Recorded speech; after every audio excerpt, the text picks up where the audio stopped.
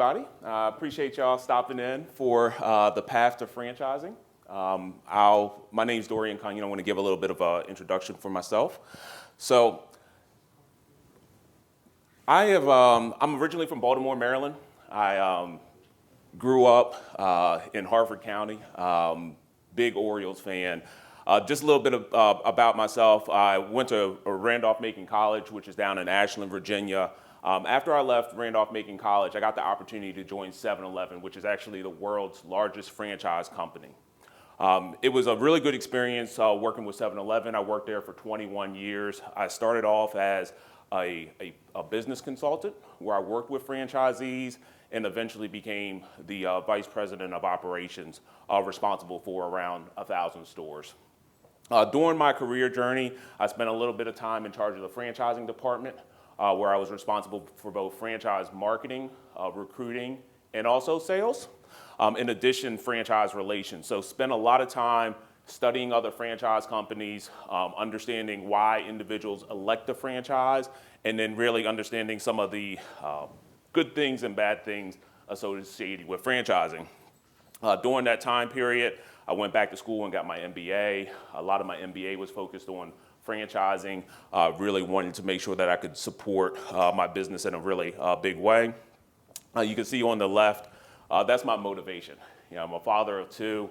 My son goes to school over here at the University of Maryland. My daughter's up at Micah, but they were a big driver for me in trying to build wealth and position myself for growth. About 3 years ago, my wife and I decided to dip our toes into small business ownership. She's a therapist and she has 2 practices in Virginia. And then most recently, I launched my own business, which is small business consulting and executive coaching. So that's a little bit about me. I wanted to let you know why it's worth listening to me about franchising. I ran the largest franchise company and did a lot of research and study on them. So, part of this is the Black Wealth Summit. You guys are here today with the dream of generating wealth. We don't have mics in the room. I was going to ask, what is your dream? But I just want you to take a moment to think about your dream. Because ultimately, we all have a vision about how we want to live and what we want our lives to look like. And as you're trying to determine what your dream is and how you're going to accomplish it, franchising is one way for you to potentially achieve your dreams. So, one of the big keys within business, if you're trying to generate wealth, if you want to be successful, it's all about identifying a need and filling a need.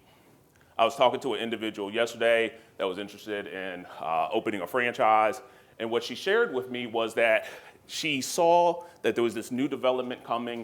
It was going to attract a lot of people, and she really believed that a certain type of business was going to be successful there. Fear got in the way of her moving forward with opening the business, and she actually regrets that now because she sees that there's somebody else that opened up that business there, that business is doing well. So I thought it was really interesting when Cedric was talking about, what are the 3 things that get in the way of black people investing? Number 1, he said lack of capital. And part of what we're going to talk about today is that with franchising, there's low capital investments and there's super high capital investments. But if you know how much money you have to spend, you can find the thing that's right for you. The second one is just lack of financial awareness. Well, if you're here today or if you're watching this video online, you're taking the step to educate yourself. So you're getting rid of that. The last one is fear. And fear is what prevents all of us from being great. I really appreciate the guy that was presenting from the Motley Fool that was talking about, he'll take a shot 10 times and he may have an air ball 10 times in a row. But if he hits once, then it's a win. And when you're thinking about business, when you're thinking about going into business, you may fail. But you learn from those failures and it allows you to go forward. The nice thing about franchising is it reduces some of the risk because you're actually working with people that have had some type of success in the past. So when you think about how you can generate wealth, there's really 4 ways that I've seen over my life. 1, you can be an employee. Everybody understands what it means to be an employee. You get a set wage, you go in, you do your job. You can be a franchisee, which being a franchisee is similar to being an employee from the standpoint that there's already a structure, there's already a brand that you're working with. It reduces some of the risk because you don't have to design and create everything yourself. The next level up is being an owner. which being an owner takes a lot of courage because you're designing something from scratch. You have to, build your own network. You got to build everything. But it is very rewarding to actually own a business and not do a franchise because you get to decide everything. So as you're thinking through, what do you want to be? What do you want to do? Really understanding yourself and how much do you want to work within a system that's already established versus designing your own system and being able to do things on your own. And then the last one is investor. And an investor, primarily you're taking your money, you're putting it in a business or in stocks or something like that, and then you're getting a return.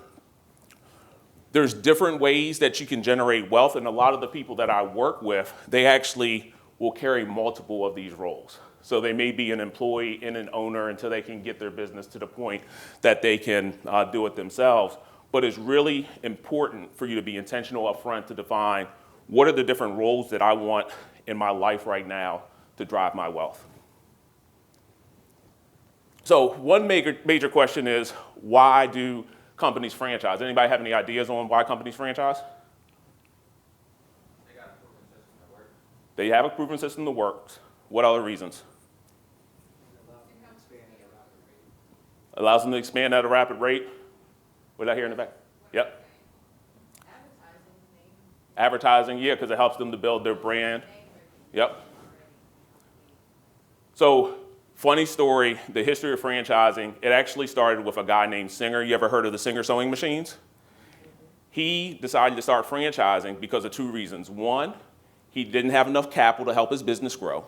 So he enlisted other people's money to help to build his brand. And then the second reason was around talent. So he had a very complex sewing machine. People didn't know how to use it. And he needed people that were trained and understood his sewing machine to be able to convince customers that it was worth purchasing, and then they would be able to, purchase it. So when franchise companies are looking for applicants, when they're saying, hey, I want a franchise, it's really for two reasons. Number one is they want more capital so that they can grow faster. Number two is it gives them access to talent that they wouldn't be able to get otherwise. A lot of the people that I recruited, they were senior level individuals. They were directors in companies, they were vice presidents, individuals that we could never hire to run a store or even to run 2 or 3 stores. But by sharing more of the revenue with them, we're able to attract a higher caliber person, which helps us to grow and run a better business. So when we would look at, and we'd have meetings to try to define who is our ideal candidate, one of the first things that we'd look at is wealth. Because somebody has to have a certain amount of money to invest because the driver is we want capital to grow. The number 2 thing is credit worthiness. And a lot of people, when they started the franchising process with us, would be frustrated because they say, I've got $1 million. Why do you guys not want to go forward with me?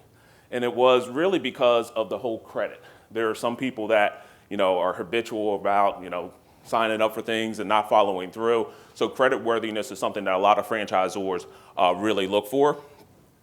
Number 3, they look for people that are going to be great brand ambassadors. We talked about we want to spread the brand. So they want people that are going to be really into the community, help to make the brand greater than what it previously was.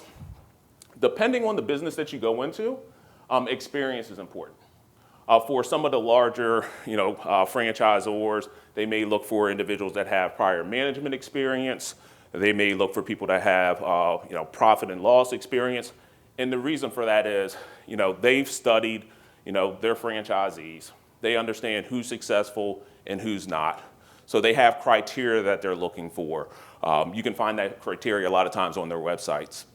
But there are also franchise opportunities where there's not a whole lot of requirements, where they're a lot more interested in helping to develop and teach people the skills that they need. They definitely want people that are going to be believers in the product. And the last and really important thing is they want individuals that are going to be willing to execute the business model. With 7-Eleven, there was always some turnover of franchisees. And a lot of times that came from individuals that they wanted to run Bob's Mart. They wanted to do things a certain way. And a lot of franchise companies, they give you some latitude, but there's still a box that they're asking you to stay within. So if you're very entrepreneurial, you have great ideas, you want to do your own thing, you're probably best to start your own business. But if you're somebody that's comfortable working within a system, you're comfortable with having some give and take, franchising can be a really good option for you. So why franchising? When I was in franchise sales, part of the pitch that I would give people is, if you're traveling in an area that you don't know, brands matter. You see some hotel is no name, you don't know if it's going to be clean, you don't know if it's going to have a gym. You have a lot more confidence when you stay at a Marriott. When you go to a McDonald's, you know exactly what you're going to get. Whether it's good or bad, you know what you're going to get. So part of the thing with franchising, you get the brand recognition. Another thing is leveraging scale. And leveraging scale has been a really important thing over the last year and a half. The supply chain has been constrained. It's been very difficult for businesses to get products. And when a company like Chick-fil-A calls a manufacturer and says, hey, we want all the chicken you have, they get all the chicken that manufacturer has, which puts somebody that's a small business at a little bit of a disadvantage. So when you're with one of these bigger brands, you definitely get the benefits of their scale. You get a proven concept, and I say proven with quotes. The franchisor is going to sell you the idea that their concept is proven. The reality is, if it's been around for 50 years, it's proven. If it's been around for 5 years, it might not be proven. And then you also need to understand, is that brand on the incline or is it on the decline? You get a support network, and with the larger franchise companies, I think that this is really key. As somebody that's opening up a business from scratch, you have to find a lawyer, you got to find an accountant, you got to do all these other things. When you're working with a franchise company, a lot of times they either have relationships with support networks that they'll put you in contact with, or you'll be able to talk with other franchisees that are generally invested in helping each other out. So you have a little bit more of a cohort of people that can help you, solve problems and make decisions. And then the last thing is the clarity on startup cost. If you've ever, started a business, there's just a wide range. You can sit there and do something that's $1,000 or $10,000. You don't really know until you get into it. When you're working with a franchise, they're required to kind of give you an overlay of what are the upfront starting expenses going to be, so you have a lot more clarity on how much money you're going to have to put into the business. A couple fun facts. There are 792 franchise establishments within the US, so it's a really big industry. There are 8.2 million people that are employed by franchisees. It generates about $787 billion in economic input. And you can see that 276 of that is within the quick service restaurants. Quick service is one of the biggest, parts of the franchising industry. One of the things I was really surprised about when I started attending different franchise shows and really researching competition is how many different franchise companies are out there. The IFA is the International Franchise Association. They have a great website where you can really get an overview of what are the different franchise opportunities that are out there, whether you want to do a cleaning service or something in the medical field. There's really something out there. You just have to do a little bit of search. One of the first questions I encourage everyone to kind of think about if they're considering franchising is, do they want to be a passive investor or active? And the reason that's important is before you get in there and you start talking to the company, do you want to be involved in the day-to-day operations? And that can guide what you decide to end up doing. There's some businesses out there that are perfectly fine with working with individuals that are going to be what we call absentee franchisees, that are going to have people involved. You have a question? Yeah, which one is Shaq? What is Shaq? So that's a good question. I would say I don't know Shaq personally, so I wouldn't be able to speak to. But I know he owns a lot of businesses. From interviews that I've seen on Shaq, he pays attention to the P&L. He's a man that pays attention to his money. But I don't believe that Shaq is going into the store every day and cooking product and things like that. So I think that that's something that you want to understand, because some brands, and I'll take Wingstop. Wingstop is a great example of a company that they love, like investors that are going to be not necessarily in the day-to-day, but are going to have that infrastructure under them to manage the day-to-day. whereas other companies may be a little bit more resistant and they want that franchisee meeting with the organization, once a month, twice a month. So you need to understand that up front. So here are just a couple of different examples around the amount of money to invest, because a lot of times people think, oh, I gotta have $1 million to own a franchise. That's not true. The reality is, and these are examples, I'm not endorsing any of these brands, but Jan King has 8,000 franchisees and the average investment is $8,000. So that's something that a lot of people that are at this event could easily, afford. And it's just a question of, is that a business that you're interested in? Do you think there's a lot of opportunity there? Wisdom Senior Care, they only have 10 franchises. So this is an example of one where, potentially a little bit higher risk because there's not a lot of franchisees. So you got to ask a lot of questions if you're going to do an investment with a company like this. But the investment amount is about $75,000. The key thing with a lot of the lower end investments is the need for space. If you don't have to buy a building or rent a building, the costs generally are lower. There's not a lot of equipment involved, the costs are lower. On the other end of the spectrum, you have Sky Zone, 184 franchises, $1.5 million investment. And with a lot of these companies, they're looking for you to have a substantial amount of that actually paid down in capital versus financing the entire amount. Unleashed Brands is on the super high end of the spectrum with a $3.3 million investment. So a lot of opportunities out there, and one of the big things is really looking at the business and not necessarily looking at how much money am I going to make, but what's that return on investment going to be? Because that's So Unleashed Brand, is that like a conglomerate of? So Unleashed Brands is, and they actually renamed themselves. I can't remember what they were calling themselves before, but it's like a bounce house. It's a place where kids can go to and do a lot of different activities. They rebranded themselves because they're expanding. They're trying to redefine who they are. But it's a substantial investment because you need a big warehouse of space. But there's very good revenue that's generated off of that business. What is the difference between franchise and company owned? So the difference between franchise and company owned, when a franchisor starts, they generally start with a company business. And then at some point, in order to accelerate their growth, they start the franchise.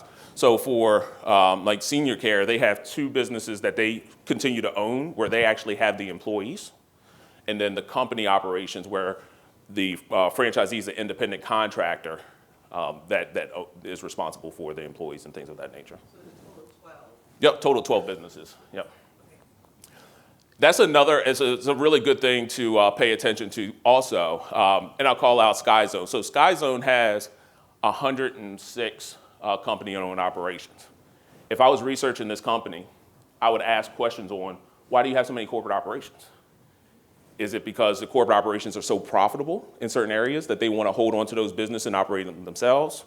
Are these learning labs where they're constantly testing out things so that they can improve the business? Or are these underperforming businesses that they haven't been able to franchise? These are questions to ask so that you can go into the situation eyes wide open and understand what's going on. Who helps you ask those questions? Because those questions you just asked, I don't remember. So there's a lot of places that you can kind of study and kind of figure that out. One thing that I'll put together, anticipating that question, is a list of questions to ask franchisees. So at the end, I'm going to share my contact information. If you reach out to me, I'll provide you that list. And then I'm more than willing to interact with anybody that has questions on thinking through that process. Have you ever considered yourself buying franchise? Yes. So I considered franchising very much earlier on in my career. And what I'll say is I'm a big believer that franchising is my first business for many people. I know individuals that started off with 7-Eleven or Dunkin' franchises. That's what they could afford at the time. They grew into having 5 7-Elevens or Dunkins or different Subways, and then they were able to take the capital that they generated and purchase a hotel. And then those individuals went from purchasing hotels to getting into real estate. So they were able to kind of stair step and progress in their business ownership. But if you think about going out and doing something, if you have no experience, there's a whole lot of risk. But if you go into franchising, you can actually learn from people that have expertise. And then once you learn the business, if you love it, you don't want to take on all that responsibility on your own, you stay in franchising. But if you decide, hey, I think I can actually do this better, then you can make that jump.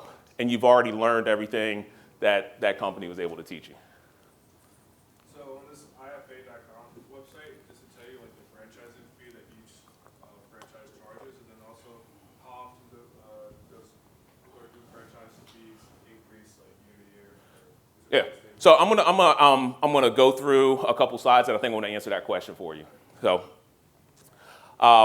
how do you vet the franchising options? So I think I'm setting things up pretty well because you guys are asking the questions I'm getting to. So the first thing is just starting off with internet search. The reality is, IFA does a really great job of highlighting a lot of franchise companies. But the franchise companies that they highlight are the ones that are in that association. Some franchise companies are either so big that they don't elect to invest in being part of that association, and then some are so small that they haven't quite gotten there yet. So it's good to kind of start broad in your search. A lot of the bigger companies like McDonald's, you might not see their information on IFA. They have so much demand that you're going to have to go directly to their websites to learn about them. You can work with franchise brokers and consultants. So there are franchise brokers and consultants. You'll be able to find them on the internet everywhere. And in general, these individuals will not charge you a cent to consult you on franchising. Now, any ideas on why they don't charge you a cent? Yeah, they get a commission from the franchisor. So the franchisor actually pays them to find candidates. So it's a good thing to understand because as you're doing research, working with a franchise broker or consultant can be perfect if they work with the companies that you want to work with.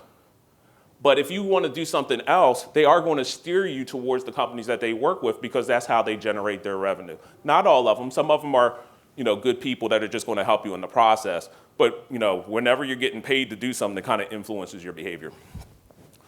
Talked about company websites. Did want to give a shout out. If you're a little bit longer in your time horizon, there's a franchising expo that's coming up in DC in April.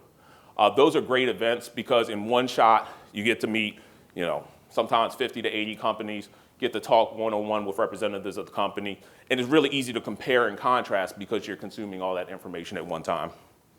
So once you started your internet search, the next thing is to research the industry. So you say, oh man, I absolutely love bubble tea. I think bubble tea is a huge opportunity. Research the industry to understand, is that industry going up or is it going down? What's the indicator? So indicators would be looking at the financials of the company. If the company is a publicly traded company, then you can do research to look at what is the sales trend of the company, what's the earnings trend of the company, and the margin of the company is something really to pay attention to. When companies are growing, they have very strong margins, and their margins continue to grow. When companies are mature and starting to decline, their margins get lower. And the reason that's important is the lower the margin, the harder you got to work for every dollar you make. So you really want to make sure that you understand what's the margin that the company's throwing off. Once you feel comfortable, okay? Real quick, so like what age do people typically like buy franchises? Someone like 30 or 35? I looked at it. Yeah. When I was like 22, 24. Yep. It's more like some of the, I was looking at like McDonald's. Yeah. It really gets to the capital. The capital is the biggest constraint for younger individuals. When I was at 7-Eleven, one of the initiatives that I put in place was a zero franchising fee initiative to try to encourage individuals that didn't have as much capital to get into franchising. Because the reality is that all franchise companies are looking for diversity. Whether it's diversity in age, because a lot of franchisees do come in normally between 45 and 55, but they end up missing out on all the knowledge and expertise that a younger generation would have. So if you can find the capital, I know a lot of people that got into franchising in their early 20s that have done really well. Yep. Does all the capital have to come from your personal assets, or can you leverage equity partners? So you can leverage partners. And it's really important that if you're going to have partners, that you're working with some type of lawyer or accountant to make sure that, one, the nature of the agreements are structured in a way, because everybody's friends in the beginning, but they don't always stay friends throughout the process. And depending on the franchisor, if someone is investing in the business, they may be involved in the approval process also. Yeah, I was gonna ask you, Yeah. is there what's the threshold, 20%? It really varies by company. A lot of the larger franchisors are a lot more comfortable with multiple investors, because some place like McDonald's, where you need 1.5 million, they're comfortable with individuals that are coming together to purchase the business.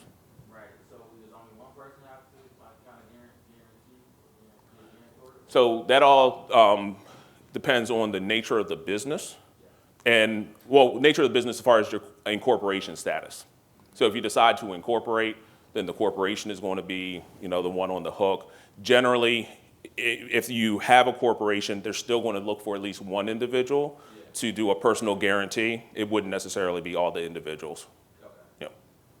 Good question. All right, so after you've researched the industry, what you want to do is research the geography, because you want to make sure that you could have the best business in the world, but if you're putting it in the wrong location, it's not going to be successful. And then once you've decided all of that information, that's when you should go and talk to a franchise sales representative. And I say that from the standpoint that I spent a lot of time coaching, teaching people how to sell. And once my team got in front of people, they had a high conversion rate. So whether or not that individual, this was the best thing for them or not, we would convince them it was the best thing, because that's what we were trying to do. We were trying to convert people. So you really want to be sound on, this is really the opportunity that I want to pursue, before you get really deep into the sales conversation with these franchise companies. Alrighty, so key terms, a couple terms, and this is just a general overview. There's a franchise disclosure document. I'm going to go into that in detail, just to kind of call out some things that you want to think about as you're franchising. Royalty is the amount that you're going to pay to the franchisor. As you're looking at different businesses, you want to compare, what is that royalty amount? Because it can be as low as 3%, it can be as high as 15%, even higher than that with some companies. But it's an important thing to understand, because that impacts how much money you have after you pay the franchise company.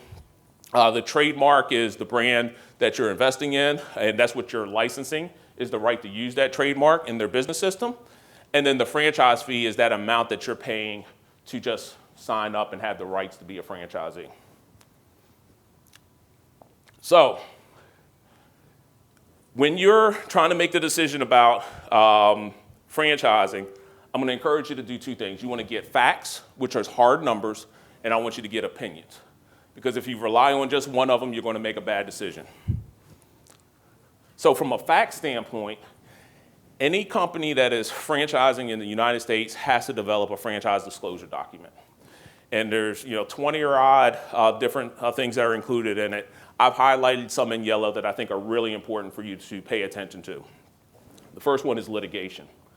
Check to see, are the franchisees that are currently with the company suing the company?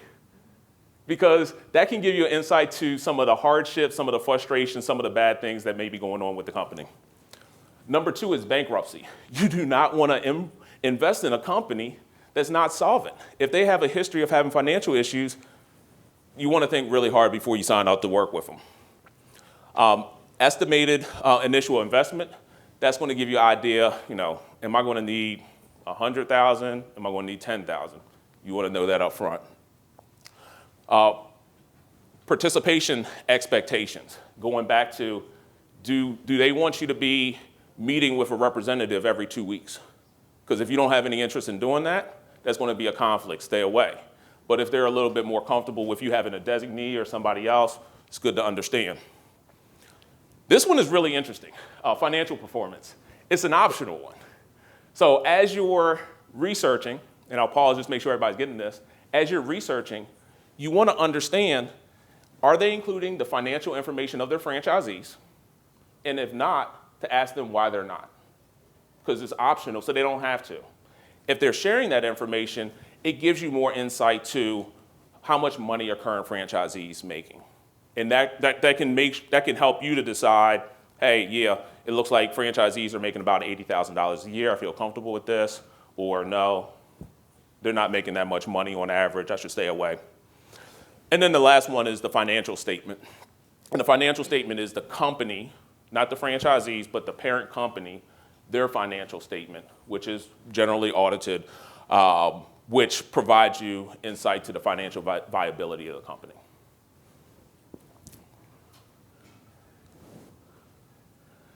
From an opinion standpoint, it's good to talk to current franchisees, customers, and current employees. And you want to ask different questions of all these individuals, but you want to get their opinions because as you talk to people, you can gain a little bit of insight. And there's always going to be trade-offs, but you want to have as much information as possible before you go into the conversation. And I have the call out on the bottom, consider the intent of the source. If you're talking to a franchisee and you're trying to buy the franchise from them, they're probably going to paint a pretty rosy picture. If you're talking to a franchisee that the company has put in front of you, they probably put them in front of you because they know they're going to be very positive. So you want to kind of have a wide pool of people that you're talking to so you can get a holistic picture of the business.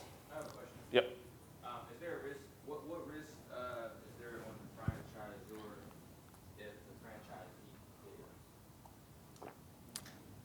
fails? Generally very little. So, part of you becoming a franchisee, you're investing your money. There is some risk that's associated with the franchisor depending on their model. But if you're, in general, if you lose $50,000, you lost $50,000. That's the risk of being an independent contractor working with a franchisee. Franchisor. Along the lines of risk, so I feel like the stereotype of franchising with each other. Yep. Easy, but what are the true risks? Because I feel like if it was that easy, everyone would do it. Yeah.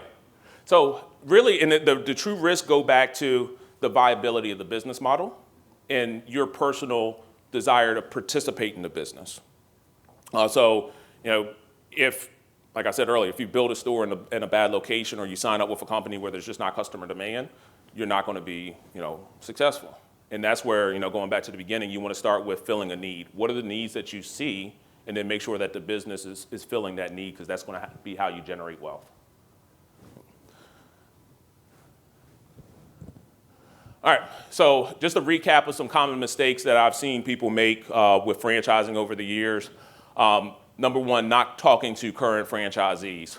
If possible, ask if you can do a day in the life where you can actually, go and spend a day with a franchisor to understand what their day looks like. Because if that individual is working 12 hours a day and you don't want to work 12 hours a day, then it's not a franchise that you want to deal with. If that individual says, I'll meet with you, but I only spend 2 hours, working on my business, then that gives you insight to how they're able to run their business and only allocate 2 hours a day to it. So spend a day in the life, and then talk to more than just the franchisee that the companies recommend that you talk to. Research, if you're doing a business that is actually, a storefront, visit that business multiple times a day. With my background in 7-Eleven, I can't, there's so many times that franchisees only visited stores during the daytime and they were like, I love this area, perfect clientele, it's awesome. And then at 12 o'clock at night, it's just completely different. So you just want to make sure that you have a full picture of what you're actually getting into, visit different times of day, different days of the week, and then actually talk to your future customers. You don't have to tell them that, you're buying the business, but you can just say, hey, what do you think about the brand? What do you think about these different things? It's just a good way of getting information. Number 3 is the one that would hurt me the most when I was a business consultant and also when I was in some of the higher levels of operations. And that's individuals that did not have enough money for when things weren't good. When you think about what we just went through with COVID, there were a lot of people that were, they just had enough to last maybe 1 or 2 months of things not going well. But we had this prolonged time period where there's a lot of business, a lot of franchise companies that failed.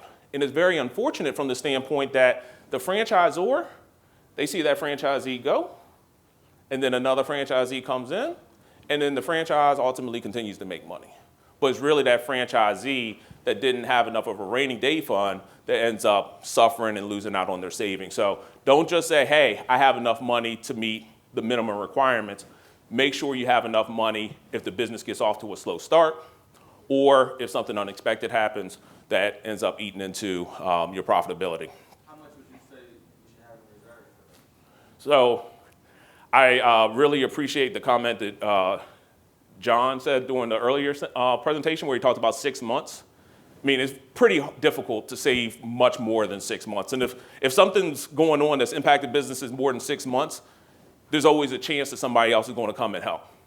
For a lot of small business owners that went through COVID, the PPP loans came through and the government came in and helped. But if you didn't have enough business to last long enough for the government to figure out how they were going to help people, you were just in a bad situation. And then the last one, and this is a really important one, and it goes back to your cookie cutter thing. A lot of people get into the business and they go, oh, I don't got to worry about it. The franchisor is going to handle everything. If you're lucky, you got a good franchise, or if you're in their focus area, then you don't have to put in a whole lot of effort for marketing.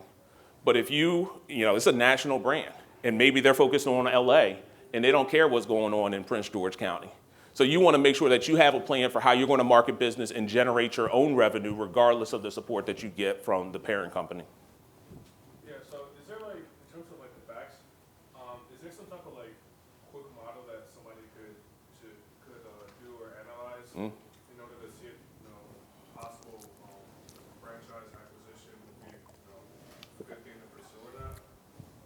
So I would say that when you get the franchise disclosure documents, if they actually have the franchisee financial statements, you can work, if you don't have the ability yourself to navigate all that, I mean, you can reach out to me, you can reach out to somebody that has a good business acumen from finance, but you can, if they're providing that information on revenue, margin, expenses, you can have a pretty clear picture of what the average franchisee or typical franchisee is generating in income. From a financing standpoint, one of the things that you want to do as you're getting started is to calculate your net worth. This is something that they're going to be asking you about. You want to understand, what assets do you have that aren't liquid that you can potentially put into liquid so that you can invest. You want to determine, once you have your net worth, how much of that money do you actually want to put forward? Because you don't necessarily want to put, personally, I wouldn't put all of my eggs in one basket, but you want to be clear on that up front so that as you get down the process, you have that jump cord to say, hey, this is a little bit too expensive for me. I'm going to look at a different option. Credit score, the bare minimum to have a conversation with most franchise companies is 650. So if you're not 650, then you want to work on it. A lot of franchise companies provide financing, and the rate that they give you is going to be better depending on your credit. Same thing with banks if you're working with banks. So getting your credit right is really important. And that kind of plays into some of those earlier things, because if you have a lot of liquidity, but you have some things within your credit score that if you shifted some of your liquidity and reduced it, that would raise your credit score, those may be some things that you want to do just so you can put yourself in a better position from financing. Do franchisees ever find themselves in situations where they own, let's say, they initially own 50% of the franchise they're buying, and then the old seller, or the seller still kind of maintains some sort of equity? Is that a thing? So I've seen a lot of crazy things. Some things are above board, some things are below board. So I think it really comes to, yes, there's a whole lot of possibilities there. Yeah. That's not, it's typically 100%, if I buy a franchise. Typically, the franchise company is going to want one person that they're holding accountable for the business, or one entity. Right. And then beyond that, Yeah. So, kind of piggybacking off what he said, with Chick-fil-A being a true franchise business, it doesn't feel like it when you look at it. So would that be considered a franchise, or what would you? so I'll ask you, why do you say that you don't feel like it is? Because they have a set salary, and it seems like the rules that they have around the people who are the franchisees Yep. is very strict. And they don't ever have the opportunity to grow past a certain limit. So what I would say is that there are there are a lot of companies that are so Chick-fil-A is a franchise company. Part of what you want to understand when you're signing up with companies is the legal risk around the company. California in particular, there's a lot of questions on, what is an independent contractor? And are franchisees actually independent contractors? And if they're not independent contractors, it means that they're employees. So there is some uncertainty within the franchise world right now. But if you take time to understand what it means to be an independent contractor, there's some franchises you can look at and say, that person, there's no question, is an independent contractor. There's others that it's like, I don't know, it seems like the franchisor has a lot of control. I'm not a lawyer, I'm not part of Congress, so I won't speak on Chick-fil-A, but it is one of those things where, you want to understand, some of those risks that are just in the franchising industry and how it might impact your investment.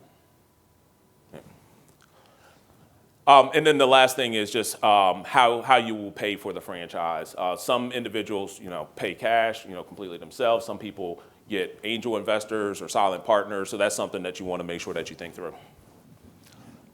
Oh, one other thing, and it's really common within the franchise world, is there is a process for converting a 401k into an investment for a business. And it's very popular within the franchising industry. That's something that if you have a 401k and you're interested in learning more, you can talk to a CPA. They can talk you through that process. But that is how a lot of senior level or mid-level professionals, go into franchising. Tax deferred, right? Yes, yep. So the last thing is, how do I know when to leave my job and start a business, whether it's a franchise or your own business? First thing I'd say is, make sure that you have identified a customer need. You don't want to sit there and pursue something that just seems like it's a great idea, but people aren't going to buy into it. The second thing is make sure that you have the resources necessary to support your business. If you're starting your own business, like I said earlier, you're going to have to find an accountant, you're going to have to find a lawyer, you're going to have to find partners that are going to help you. If you join a franchise, some of those things are going to be provided for you. Make sure you have the reserves for the worst case scenario. As you're doing your financial and modeling, make sure you have, this is what I expect, this is best case scenario, and then this is worst case scenario. And build your plan based off the worst case scenario because you never know what's going to happen. Make sure that you have the support network that you need for running your business. And this is especially important if you decide to be a passive investor. I see a lot of people, I've got this money, I know this guy, I'm going to work with him, and 6 months later it flakes out, and then they got to leave their full-time job to get involved with the franchise because now they don't have somebody to run the franchise. So just make sure that you have a solid plan as far as what's my network for supporting this store or this business, and have some redundancy inside of that. So if things go sideways, you have a plan B. And then the last thing is make sure that you have time to support the business. A lot of individuals say, hey, I'm going to work this full-time job, and then I'm going to do a franchise on the side. And then they anticipate it's going to be 20 hours, but it's actually 30. And then it causes problems at work, causes problems in the business. Just make sure you have clarity around your time commitment. So that's my presentation, and we have a little bit of time. I'll open it up for questions.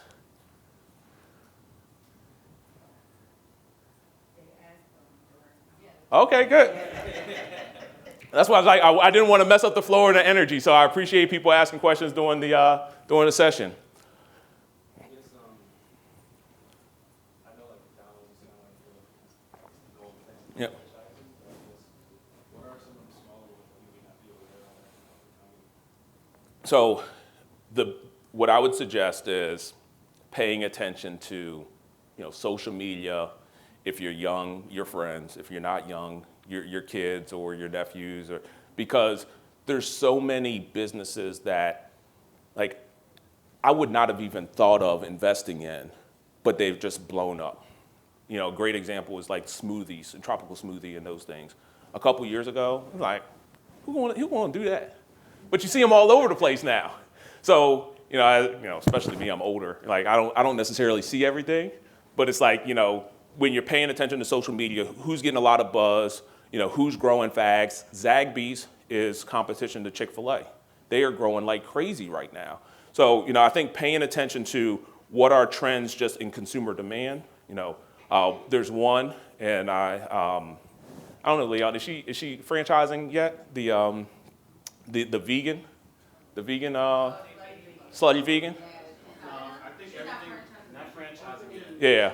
So that's one that as soon as it goes franchise is one to really look at. Because the reality is there's a growing demand around being vegetarian, eating healthy. So I think that's where you want to sit there and pay attention to trends. Going back to what I said about Singer. So part of the reason why Singer blew up with the sewing machine was the price of cotton fell significantly during that time period. So it became very affordable for people to make clothing at home.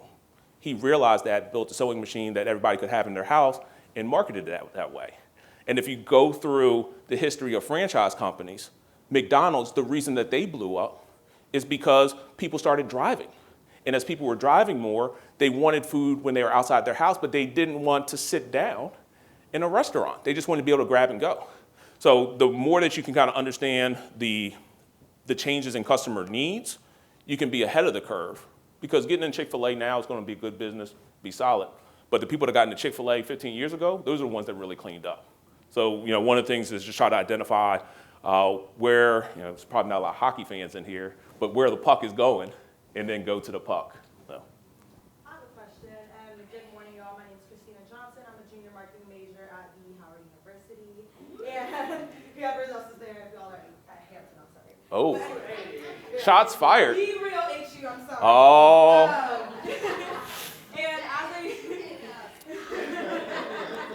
as a marketing major, my focus is creative, social media, and design. So bouncing off of your trend with social media, when do you suggest, if you see something's trending or you see the potential in a trending, TikTok, for example, when do you, personally, where do you make that move? Yeah, let me invest in this. This is going to be big.